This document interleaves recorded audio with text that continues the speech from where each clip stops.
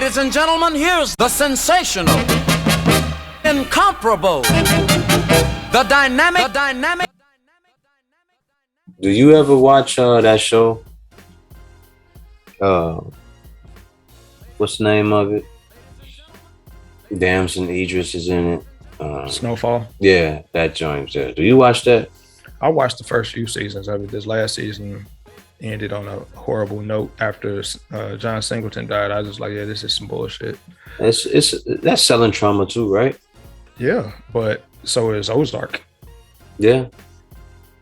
I think it's everything. There's nothing on television like shit that ain't selling trauma. All of this shit is selling all of trauma. it is. Yeah. All of it. Jerry Springer show.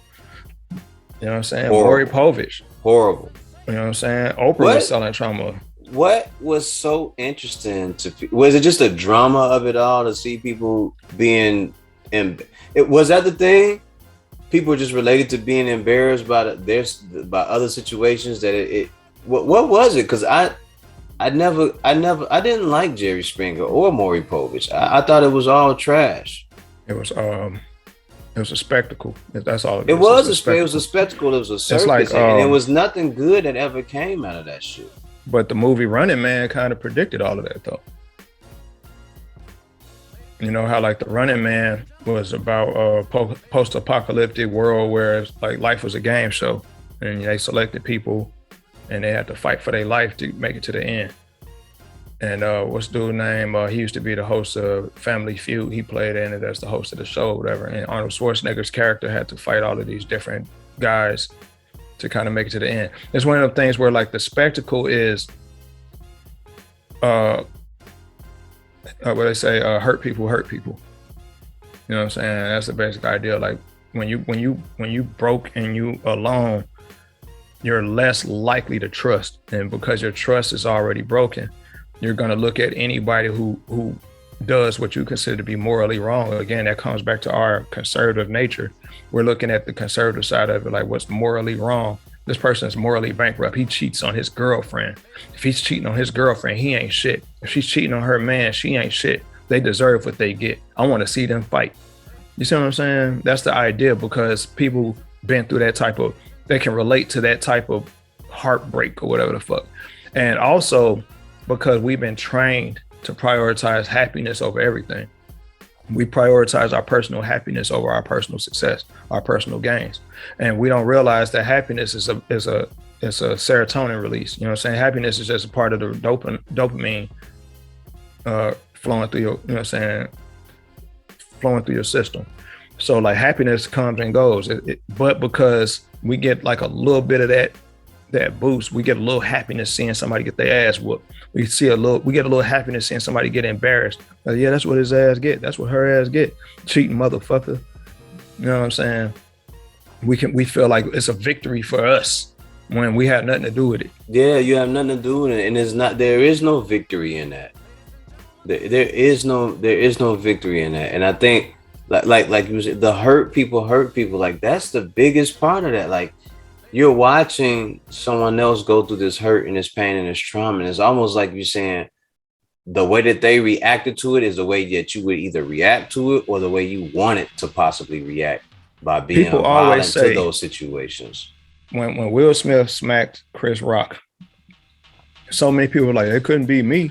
Man, I beat the shit out of his ass. You don't know what you would have done in that situation. Man, look. Number one, you're a comedian. I wouldn't have bothered him. Two, if I knew it was something that he shouldn't have said, he would have been informed.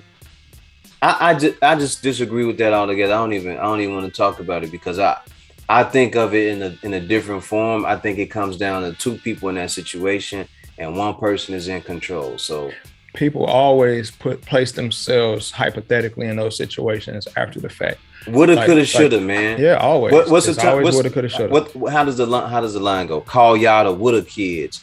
Never there when it happened, but always talking about what you woulda did. That's a bunch of people I know. They always got something to say about shit like that. Woulda, coulda, shoulda. Woulda, coulda, shoulda. You wouldn't have done a goddamn thing. You wouldn't have done nothing. Look, what Will Smith always talking about what you gonna do, but we already know what you won't do. You won't do a goddamn thing. It ain't in you. It ain't in you. You talk too much, and what they say, you talk too much and you never shut up. A lot of y'all ain't gonna do nothing. Someone asked me, would I have smacked Chris Rock? I said, the man's job is to tell jokes. Why are you going up there to throw hands with him anyway? And you can tell Will Smith didn't even mean it by the way that he leaned back. He ain't lean into it. He leaned back. You can tell that ever since he been quiet ever since.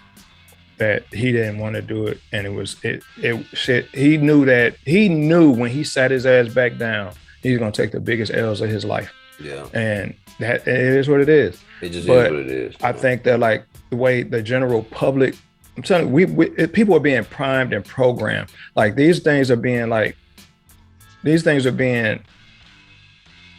because it's happening in real time. I'm not saying that Will Smith and Jada Pinkett and Chris Rock are part of this big cabal and they're trying to find different ways to manipulate the niggas and let's find ways to get these niggas on social media talking so they can be distracted. Nah, it ain't that damn deep. But what's happening is it's generating traffic for these fucking social media sites, and instead of you focusing on teaching your kids how to be financially stable, you're on here having whole conversations about some shit that ain't your business.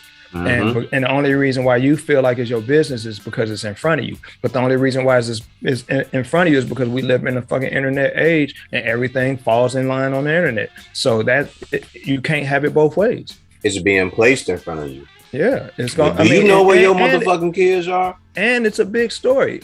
Of course, it's a big deal. What they'd be fools not to fucking think about it. To be the only fucking media outlet that doesn't report on it. You're gonna miss some clicks. Those clicks help out your revenue stream because you got fucking ad revenue that need to come in. So do you want to talk about Chris Rock getting slapped by Will Smith? Probably not. But guess what? It don't hurt you to talk about it because you're gonna get paid. But guess who ain't getting paid to talk about it? All these niggas. You know what I mean? It's just like